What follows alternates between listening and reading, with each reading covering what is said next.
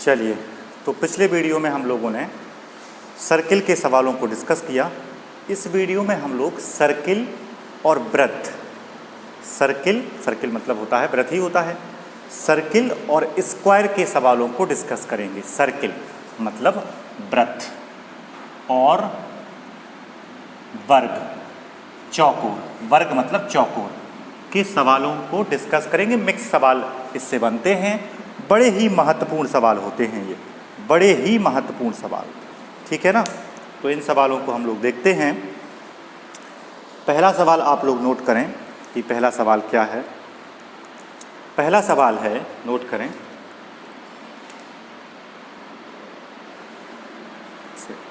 पहला सवाल नोट करें। एक तार 28 सेंटीमीटर, पहला प्रश्न है, एक तार 28 सेंटीमीटर त्रिज्या वाले वृत्त के रूप में है। एक तार 28 सेंटीमीटर त्रिज्या वाले वृत्त के रूप में है। यदि इसे एक वर्ग के रूप में मोड़ा जाए तो वर्ग की भुजा क्या होगी। एक तार जो है, एक तार 28 सेंटीमीटर त्रिज्या वाले वृत्त के रूप में है। 28 सेंटीमीटर त्रिज्या वाले वृत्त के रूप में एक तार ये है, ठीक है। इसको कैसे मोड़ दिया गया, इसको मोड़ दिया गया वर्ग। देखिए तार होगा लचीला, है ना, ये है तार, सर्किल में है और उसकी रेडियस क्या है 28, है ना। तो इस तार को क्या किया, स्क्वायर के फॉर्म में मोड़ दिया गया। तो आपसे क्या पूछा है कि अब इसने कितनी जगह घेर ली, इस तार ने ये अंदर कितनी जगह इसने घेर ली, मतलब क्षेत्रफल पूछा है, सॉरी क्षेत्रफल नहीं, इसकी भुजा पूछी है कि इसकी भुजा क्या होगी, ठीक है ना। और क्या दिया हुआ है, ठीक है, और कुछ नहीं, इसकी रेडियस दी है। तो देखो ध्यान रखना है, जब भी ये तार वाले सवाल हों और तार को मोड़कर कोई दूसरी ज्योमेट्रिकल फिगर बनाया जाए, दूसरी ज्यामिति आकृति बनाई जाए, तो ऐसे में क्या करते हैं, तार की लंबाई निकाल लेते हैं। तो तार की लंबाई क्या होगी, ये जो तार है जो सर्किल के रूप में है, तार की लंबाई क्या होगी, तो तार की लंबाई होगी 2 पाई आर, ठीक है। तार की लंबाई क्या होगी 2 पाई आर, 2 पाई की वैल्यू 22/7 इंटू आर की वैल्यू 28, 7 से 4 बार 176 मीटर। तार की लंबाई क्या हो गई 176 सेंटीमीटर, 176 सेंटीमीटर ये तार की लंबाई आ गई। अब इस तार से ये वृत्त बना रहे हैं, इस तार से वृत्त नहीं वर्ग बना रहे हैं। देखिए नाम दोनों एक से लगते हैं, ये वृत्त है और ये वर्ग है, ठीक है। तो अब तार तो यही होगा 176, यहाँ पर भी तार की लंबाई क्या होगी 176, 176 मीटर। लेकिन यहाँ फॉर्मूले में तार की लंबाई क्या होगी, ये तार की लंबाई क्या होती है बाउंड्री, और तार की लंबाई यहाँ होगी भुजा इंटू 4, ठीक है, बराबर 176, 4 से ये 44, ठीक है। तो इसकी भुजा क्या आ गई 44 आ गई। देखिए ये 44 है, ये 44 है, ये वाली भुजा 44, ये 44, तो पूरा कितना आ जाएगा 176 सेंटीमीटर। यहाँ सेंटीमीटर में है सवाल, क्लियर हो गई बात। तो जब भी ये तार वाले सवाल आए ना, तो उसमें तार की लंबाई निकाल लेते हैं, फिर उसे कुछ भी बना दें, तो ये बाउंड्री तो 176 ही रहेगी, ठीक है। चलिए पहला प्रश्न हो गया। दूसरा प्रश्न आप लोग नोट करें, एक गोलाकार क्षेत्र, दूसरा प्रश्न नोट करें, एक गोलाकार क्षेत्र एवं एक वर्गाकार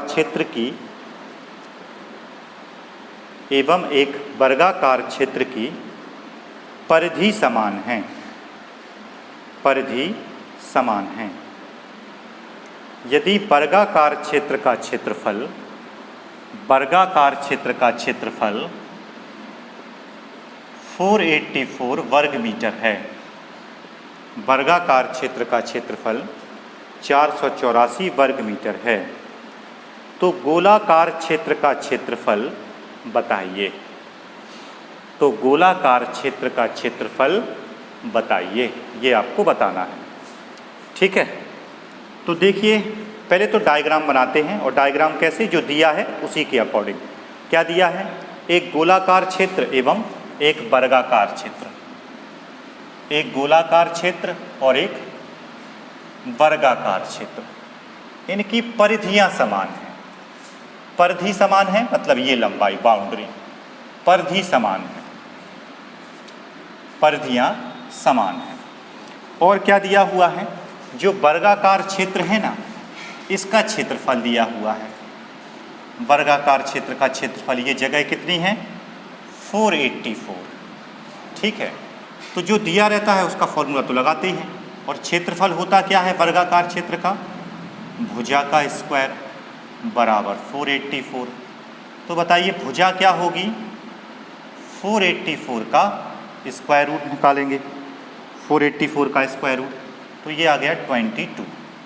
तो ये 22 आ गई भुजा, सभी भुजाएं बराबर होंगी 22। अब देखिए, तो ये बाउंड्री कितने की होगी, मतलब परिधि या परिमाप है ना, सरकमफ्रेंस, पेरीमीटर, सॉरी इसको पेरीमीटर बोलेंगे। तो यहाँ परिमाप क्या होगा, 22 × 4 88। परिमाप कितना निकला, 88 मीटर। तो इसका जो परिमाप है या परिधि है, परिमाप या परिधि जो है वही इसकी परिधि होगी। ठीक है, इसीलिए वृत्त की परिधि भी क्या होगी, तो आपका आंसर क्या होगा, 88। क्योंकि शुरुआत में ही कहा गया है कि जो वृत्त की परिधि है वही वर्ग की परिधि है या परिमाप है। तो इसका परिमाप 88 है, तो इसकी भी परिधि क्या होगी, 88 होगी। लेकिन फॉर्मूले में वृत्त की परिधि क्या होती है, 2πr बराबर 88। 2 पाई की वैल्यू है 22/7 × r बराबर 88। 22 दूनी 44, 44 से 2 बार, और 7 से 2 में मल्टीप्लिकेशन 14। r की वैल्यू क्या आ गई, 14 आ गई। अब आपको निकालना क्या है, ये अंदर का एरिया निकालना है। तो अंदर का एरिया निकाल सकते हो आप, क्षेत्रफल πr², पाई × r², 14 × 14, 7 से 2 टाइम्स, 14 का गुणा कीजिए 2 में 28, और 28 का 22 में कीजिए 616 आ जाएगा। क्लियर हो गई बात। तो 616 क्या हो गया, आंसर हो गया। देखिए ध्यान क्या देना था कि जो वृत्त की परिधि है वही क्या है, वर्ग का परिमाप है, और क्षेत्रफल दिया था तो क्षेत्रफल का ही हमने फॉर्मूला लगा दिया। इसकी भुजा आ गई, जब भुजा आ गई तो इसका परिमाप आ गया, और जो इसका परिमाप वो इसकी परिधि। ठीक है, परिधि का फॉर्मूला लगा दिया, आर आ गया, आर आ गया तो हमने एरिया निकाल लिया। ठीक है ना, चलिए आगे बढ़ते हैं इसी क्रम में। 2 प्रश्न हम लोग हल कर चुके हैं। तीसरे प्रश्न पे आइए। उस वर्ग का क्षेत्रफल क्या होगा,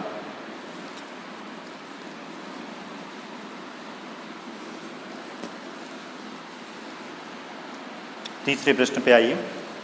उस वर्ग का क्षेत्रफल क्या होगा जो 16 पाई परिधि वाले वृत्त के अंदर स्थित हो।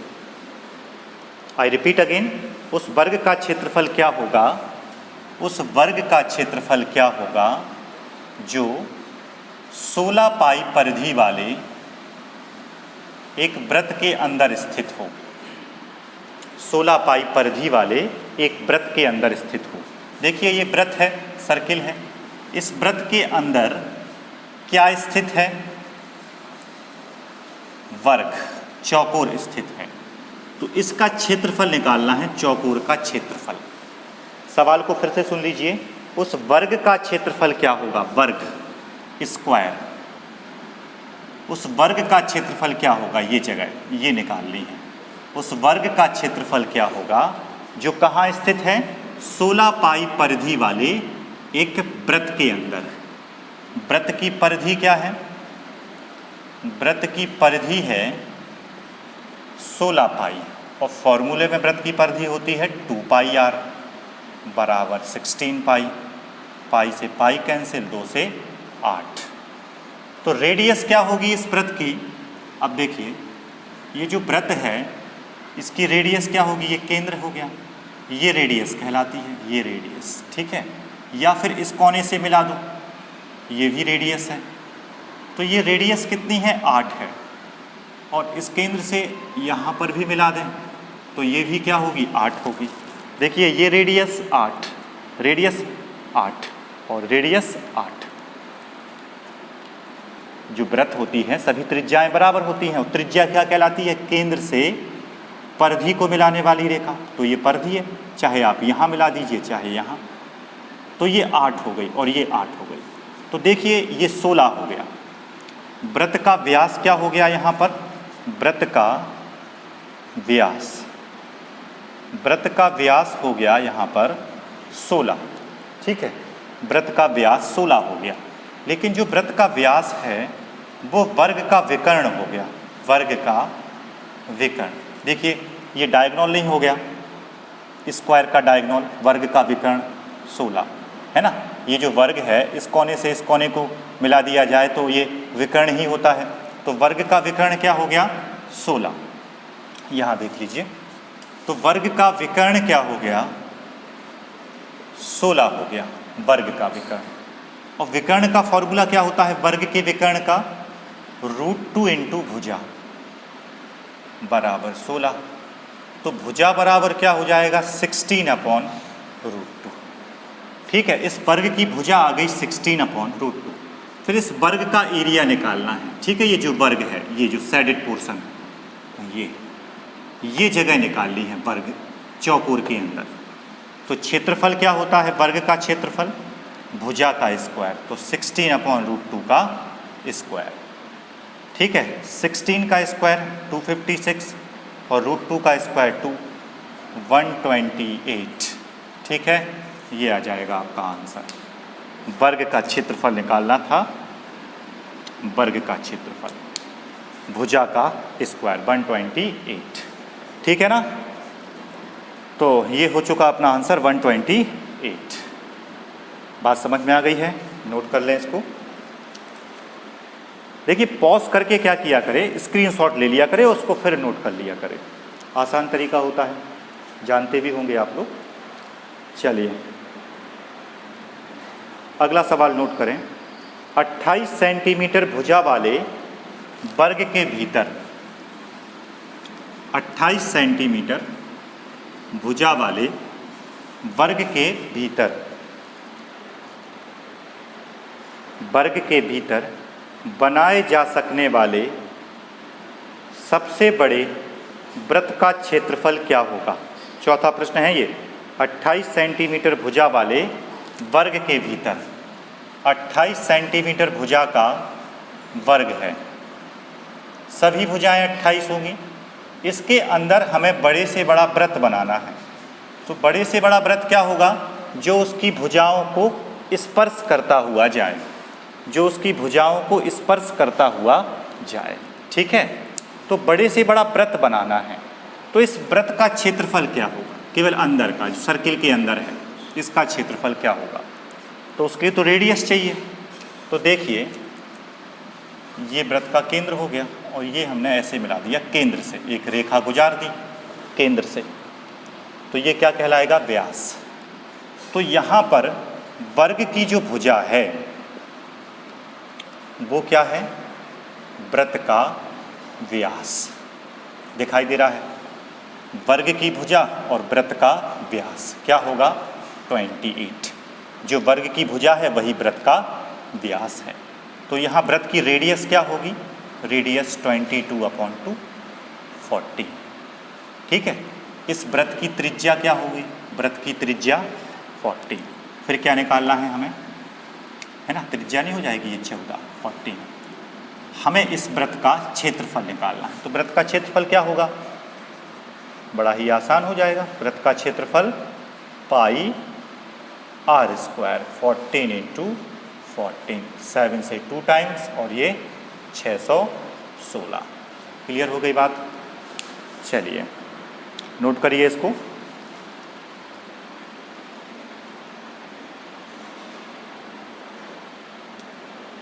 चलिए 5वां प्रश्न हल करें।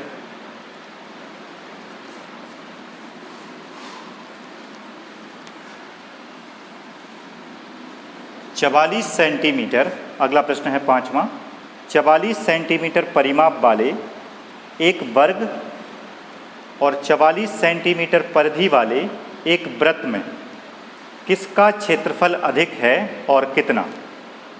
आई रिपीट अगेन, 44 सेंटीमीटर परिमाप वाले एक वर्ग, 44 सेंटीमीटर परिमाप वाले एक वर्ग और 44 सेंटीमीटर परिधि वाले एक वृत्त।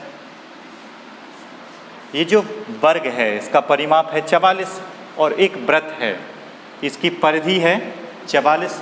तो इन दोनों में से किसका क्षेत्रफल अधिक होगा और कितना? ये क्षेत्रफल, ये अंदर की जगह किसका अधिक होगा और कितना? ठीक है ना। देखिए, तो परिमाप दिया है तो परिमाप का फॉर्मूला, यहाँ परिमाप क्या होता है? भुजा इंटू 4 बराबर 44, 4 से 11, भुजा कितनी आ गई इसकी? 11 आ गई। तो इसका क्षेत्रफल क्या होगा? 11 का स्क्वायर 121, ठीक है, 11 का स्क्वायर 121। अब यहाँ इसका परिमाप मतलब परिधि, तो परिधि क्या होती है? 2 पाई आर, 2 पाई आर बराबर 44, 22 दूनी 44 और 44 से आर करके आर बराबर 7।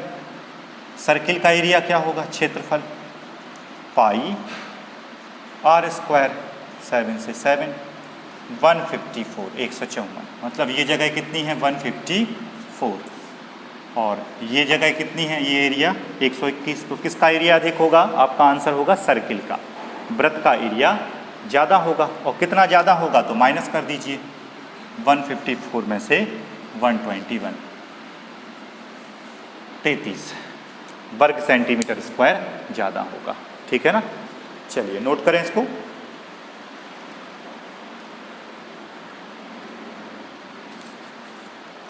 चलिए 5 प्रश्न हो चुके हैं।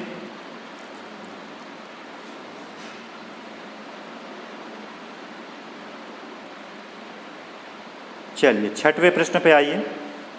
एक तार 56 सेंटीमीटर त्रिज्या के, एक तार 56 सेंटीमीटर त्रिज्या के वृत्त के रूप में मुड़ा हुआ है, 56 सेंटीमीटर त्रिज्या के वृत्त के रूप में मुड़ा हुआ है। इसे खोलकर एक वर्ग बनाया जाता है, वर्ग की भुजा होगी। ठीक है, चलिए देखते हैं इसको।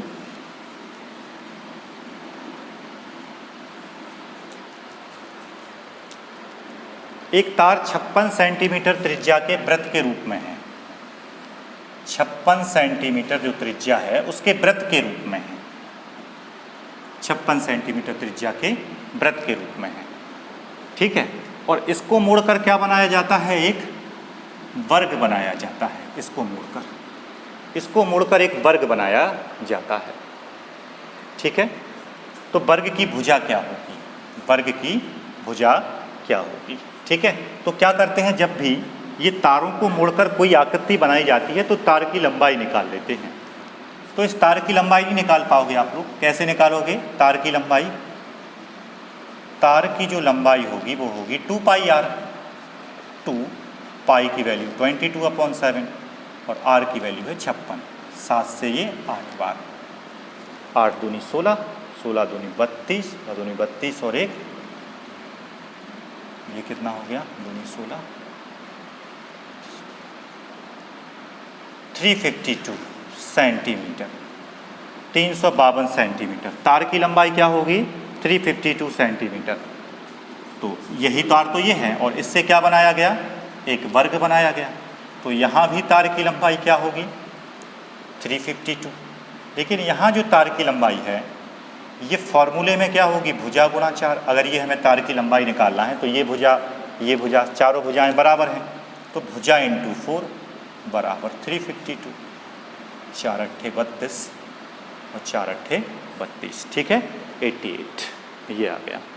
क्लियर हो गई बात? 1 सेकंड।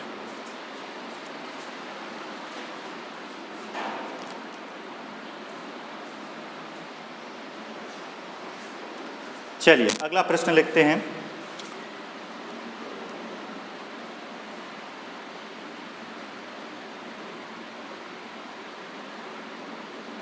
नोट करें।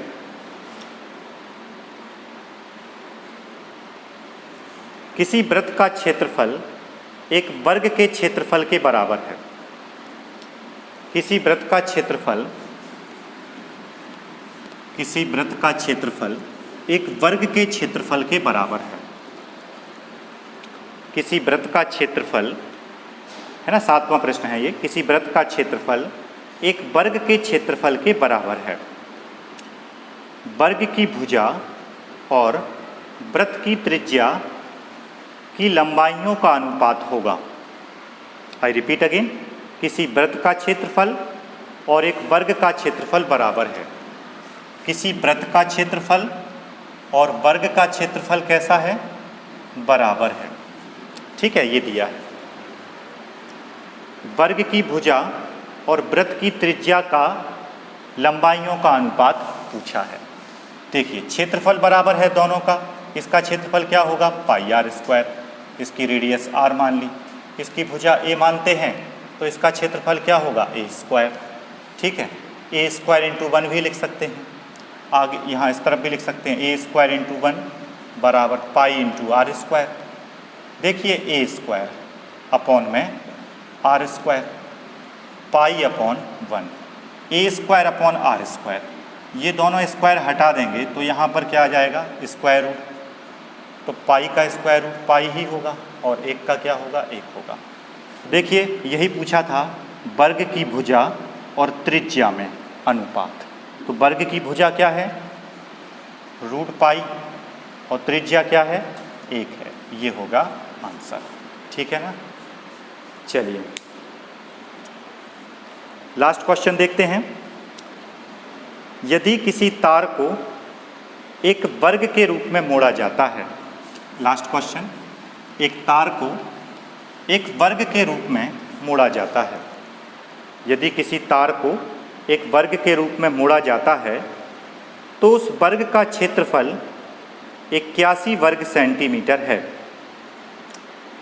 उस वर्ग का क्षेत्रफल 81 वर्ग सेंटीमीटर है। जब उस तार को एक अर्धवृत्त के आकार में मोड़ा जाता है तो अर्धवृत्त का क्षेत्रफल बताएं। ठीक है, देखिए सॉल्यूशन इसका। किसी तार को एक वर्ग के रूप में मोड़ा जाता है। कोई तार है, उसको वर्ग के रूप में मोड़ दिया, तो उस वर्ग का क्षेत्रफल 81 वर्ग सेंटीमीटर। तो इसके अंदर का क्षेत्रफल क्या हो गया? 81 वर्ग सेंटीमीटर हो गया। 81 वर्ग सेंटीमीटर। ठीक है, जब उस तार को एक अर्धवृत्त के रूप में मोड़ा जाता है, इसी तार को एक सेमी सर्किल के रूप में मोड़ा जाता है। ठीक है, सेमी सर्किल के रूप में मोड़ा जाता है, तो उस अर्धवृत्त का क्षेत्रफल क्या होगा? ये जगह कितनी होगी? तो देखिए, मोड़ने वाले सवाल क्या करते हैं? तार की लंबाई निकाल लेंगे। इस तार की लंबाई है क्या?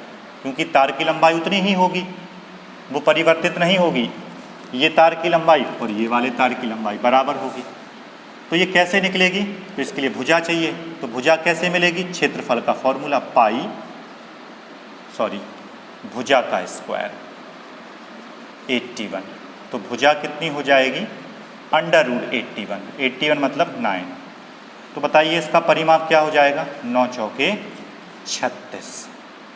36 परिमाप 36 है, मतलब तार की लंबाई क्या है?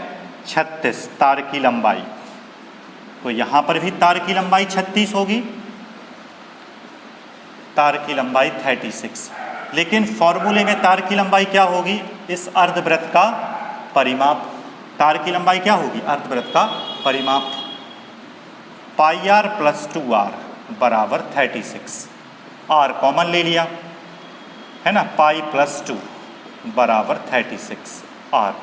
पाई की वैल्यू 22/7 प्लस 2 बराबर 36। इसको सॉल्व करेंगे तो 36/7, 36 से 36, आर बराबर आ जाएगा 7। ठीक है, फिर इसका आप एरिया निकाल लेना। एरिया कैसे निकलता है? पाई आर स्क्वायर अपॉन 2 से। ठीक है, रेडियस आ गई है तो एरिया निकलेगा पाई आर स्क्वायर अपॉन 2 से। ठीक है, लिख देते हैं इसका एरिया कैसे निकलेगा? पाई आर स्क्वायर अपॉन 2 से। इसका आंसर आप लोग कमेंट्स में करिएगा, ठीक है ना। अगर ये वीडियो पसंद आया है तो इसको लाइक करें और इसका आंसर आप लोग कमेंट्स में दें। अगला वीडियो का वेट करिएगा।